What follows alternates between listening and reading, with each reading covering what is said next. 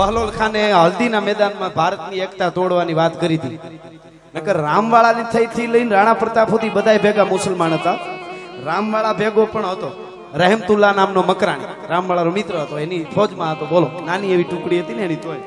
અને મહારાણા પ્રતાપ ભેળો હાકેમ ખાન સુર હતો. આમાં ક્યાં અમે જ્ઞાતિવાદની વાત કરી? પણ બહલોલ ખાને એમ કીધું, કાટતે રહો આતે હુએ કાફિલ હિન્દુ કુત્તે કો. અને તેથી રાણાએ કીધું કે આને તો હિન્દુ કુત્તે કો એટલે કોમવાદની વાત કરી. અને કોમવાદની વાત કરે ને હું રાણો જીવતો રહેવા દઉં તો જેવંતા બાઈનું દૂધ લાજો હો ભાઈ. ચેતકની કહેવાળી માથે ફેરવો હાથ, ચેતક ફેરવો હાથ, ચેતક હઈ બોલાવ્યો હણ બપ્પા એકવાર. હવે બપ્પા કહી એટલે તને બાપ કહું છું એમ નહીં હો. મારો દાડો બપ્પા રાવળ હટાણે હોય તો ઈ મને આમ ખંભે બેહારે. ચેતક, ઈ બપ્પા રાવળની તને ઉપમા દઉં છું. વો બપ્પા કઈ બોલાવ્યો હણ બપ્પા એકવાર. આ બીજી એકવાર તું મારો બપ્પો રાવળ છો, મને ખંભે બેહાર્યો છે. એકવાર બહલોલ ખાનના હાથીની અંબાડી માથે ડાબલા જવા દે અને જીવતો રહેવા દઉં તો જેવંતા બાઈનું ધાવણ લાજો. અને મીંડો ડાબલા પછાડવા થાય. આ દેશની ધરતીના પ્રાણી તમે જુઓ, ઘોડું એના એ પૂંજાઈ જાય. જો જીવતા આવડે તો બીજા માટે કઈ કરો તો આ બધું બને. લક્ષ્મણદાસ બાપુ ઈ જ કહેતા કે મારો ક્ષત્રિય કોઈ પણ હોય ક્યાંય દુનિયાના પડમાં એનાથી નસો, એનું ચારિત્ર ઉજળું હોય અને એના પાસે નસો ઢુકડો ન આવે ને તો દુનિયા પગે લાગવા માટે એની રીતે આવશે, એને બીજું કઈ કરવું ન પડે. આ બહુ મોટી વાત છે સાહેબ, એટલે હું આ વાત કરું છું. આપણે મીંડો ડાબલા પછાડવા ચેતકને ધણે નાટી નાખી હલ્દીના મેદાનમાં. રાણા, રાણા તું મારી પીઠ ઉપર બેઠો એટલે મારું જીવન સફળ થઈ ચૂક્યું છે. રાણા, હું ચેતક છું. આ તો મેરું, આ તો ચેતક કે આ બહલોલ ખાનનો હાથી છે. પણ મેરુ પર્વત પહાડ આવતો હોય ને માથે રાણાનો પડકારો થાય અને માથે ડાબલા નો જવા દઉં તો તારો ચેતક નહીં મુજાશમાં રાણા ન રહેવા દો. અને આવ્યો આવ્યો આવ્યો આવ્યો આવ્યો બાગડતા બાગડતા બાગડતા બાગાક જમ કરતો હાઈ કટાંત ભાઈ બોમ બોમ હાઈ પેન પલંટો ઈ ફરડક કરતો બરસીનો ઘા થયો, એક બાજુ ભાલાનો ઘા. અને બહલોલ ખાનનું આમ માથાનો ટોપ કાપીને બરસી પાછી વળી ઈ સીધી આ પેટમાં આંતરા કાઢીને લોસો બહાર નીકળી ફારડક કરતી. યુદ્ધ બંધ કિયા જા. અને હોપો પડી ગયો ભાઈ. અરાઈ અરાન પરાઈ પરા શબ્દ એક નવ સરે મેદની સ્તબ્ધ. અને ઈ વખતે દુરસાજી આઢા, ટોડરમલ, કવિવર ગંગ, આવા બધા કવિઓ હાથીની અંબાડી ઉપર, જે અંબાડી ઉપર ધોળી ધજા હોય એના ઉપર કોઈ ઘા ન કરે. ઈ પિંજરામાં કવિ બેઠા બેઠા અત્યારે વિડીયો ઉતારે એમ કવિતાઓમાં ઉતારતા હોય. એમાં ટોડરમલની નજર પડી અને એની રાડ ફાટી ગઈ. દુસાદી કે હા ખાઈ વેસા કે રાણાની બરસી कैसी लगी रे वेशा, કે कैसी लगी रे वे. હું બોલા યા તું બોલ્યો રે? કે હું બોલો શા, હું ચારણવા, હું બોલું છું, હું ચારણ છું. कैसी लगी रे वे, રાણાની બરસી કેવી લાગે છે? આંતરાનો બહલોલ ખાનનો આમ લોસકો લઈને નીહરી. ત્યારે તઈ દુરસાજી આઢાએ દુહો કીધો કે બાહી રાણ પ્રતાપરી બરસી લચ પચા, નાગણ જાણે નીહરી મુહ ભર્યા બચ્ચા. બચલાનો લોસકો મોઢામાં લઈ અને નાગણી જેમ નીકળી હોય એમ કે ટોટરમલજી કે હા, કે પક્ષીનો અવાજ સુન્યો હોય કે હા, પશુનો અવાજ સુન્યો હોય કે હા, માણુનો અવાજ સુન્યો હોય કે હા, કે માણસનો અવાજ સાંભળ્યો, બોલતા સાંભળ્યું, પક્ષીને બોલતા સાંભળ્યું હોય છે, પશુને બોલતા સાંભળ્યું, લોઢાને કોઈથી બોલતા સાંભળ્યું કે ના, કે રાણાની બરસી બોલી રહી છે, રાણાની તરવાર બોલી રહી. રાણાની તરવાર બોલતી હતી બરક બરક, પૂરી શાહી ફૌજમાં ગોતતી હતી તરક તરક. ઈ મહારાણો પ્રતાપ, ઈ હિન્દુઓ શાલિગ્રામ. કહેવાનો અર્થ મારો ઈ છે કે તેદીથી આયલું આવે છે. ગરાહાટું યુદ્ધ તો યુગોથી થતા આવે. હું કામ ભડકા કરો છો તમારા મોત હારું થઈને? ઓલો આમ કરે ને ઓલો આમ બળખાય ને ઓલો આમ. આ બાજુ તો આપણે બહુ સારું છે ને, ઠાકરની દયા છે ને માતાજી કઈ એવું થવા ન દે. અમારે કિંદરવા ગામ છે, વેરાવળની બાજુમાં કિંદરવા ગામ. બનેલી ઘટના, અરસી બાપા કારડિયા રાજપૂત, અરસી બાપા પરમાર આજ પણ એ હુરાપુરા છે ત્યાં.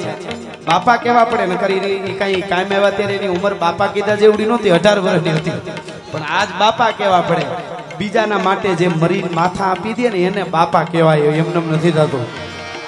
હા, અને એટલે જ એના બરાબર વિવાહ કેન્દ્રવા ગામમાં હે રૂડા ઢોલ ને હરણાયું વાગતા હતા, રૂડા ગીતો ગવાતા હતા. અને એમાં વજાજી અને જહાજી નામના બે ગરાહિયા યુવાન, ઈ એમના ખાસ મિત્ર, ઈ લગ્નમાં આવેલા.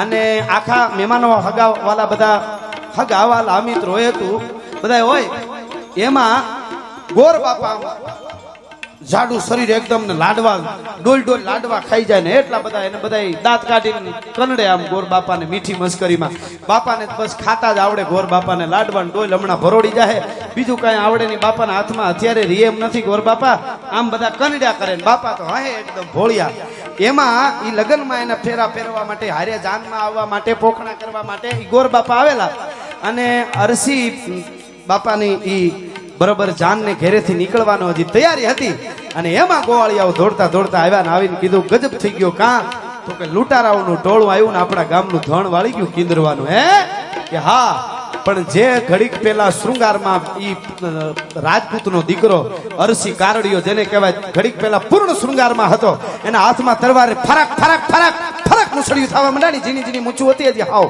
અને એમાં તલવાર હાથમાં તલવારની મૂઠ ઉપર બરાબર હાથ ગયો હા હા હા મહેમાનોએ કીધું કે અમે બધા વડીલો છીએ આ છે તે એમ કઈ તું ઉતાવળો થામા વરરાજો કહેવાય તારા કાંડે મીંઢોળ બાંધ્યું છે કે કોઈ ગામ ઉપર સડાઈ થાય તો કોણ ચડે કે વડીલો ચડે કે રાજાની ફરજ આવે કે હે કે રાજા હોય રાજા એનો ધર્મ ખરો કે ગાયું બચાવવા પેલા જવું પડે તો કે રાજાને પેલા જવું પડે તો હું 3 દીનો રાજા છું વરરાજાને 3 દીનો રાજ હોય ભલા માણસ હું રાજા છું 3 દી મારું રાજ હોય અને આમ અરસી પરમાર નામના ઈ કારડિયા રાજપૂતે તેથી તલવાર સેળાપ કરતી કાઢીને ભાગાત જમ કરતો ઘોડી ઉપર સવાર થયો કે પણ તારી જાન લઈને જાઉં મંગળ વરતવા કે હવે તો અપસરાને મંગળ વરતવાના હોય હું રાજપૂતનો દીકરો બેઠો નરો ગાયું વાળે નો અને સવાર થતા ની અરે જહાજી વજાજી નામના ગરાહિયા બે ભેરુડા ખાસ મિત્ર અરે મારો બાપ મારો વીર મારો ભેરુ મિત્ર અરસી જો પરણવા જાતો હોય ને તો એના લૂણ ઉતારવા અમારે બે ને આવવું પડે એક લૂણ ઉતારી છે કણવર થાય હો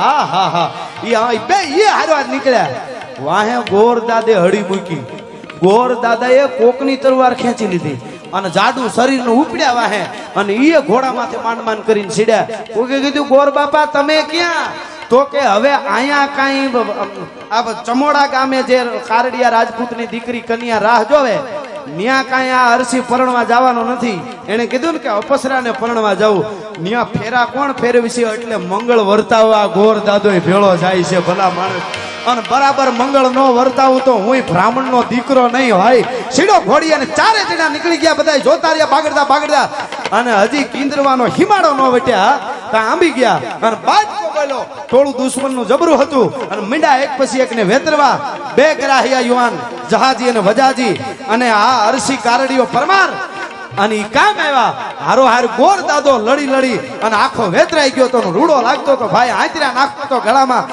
અને લડતો તો ધણને પાછું વાળ્યું ટોળી વિફરેલા 4 જણાને જોઈને ટોળકું ઓલું બહુ મોટું ટોળું હતું ઈ ભાગી ગયું ગાયું પાછી આવી આ 4 હિમાડે રોકાઈ ગયા ઈ અરસી કારડિયા અરસી બાપા કારડિયા ઈ ગોર બાપા અને બે ગરાહિયા જહાજી અને વજાજી એના પાળિયા કિંદરવાના હિમાડે હજી ઊભા છે ભલા માણસ અને ચમોડાના પાદરમાં 17 વર્ષની કારડિયાની દીકરી તેથી હજી પોતાના ધણીનું મોઢું નહોતું જોયું અને ન્યા સીતા ઉપર સડી ગઈ હતી ન્યા એનો હજી પંજો છે ભલા માણસ હતી માના નિવેદ ચડે છે આની વાતું જગતના ચોકમાં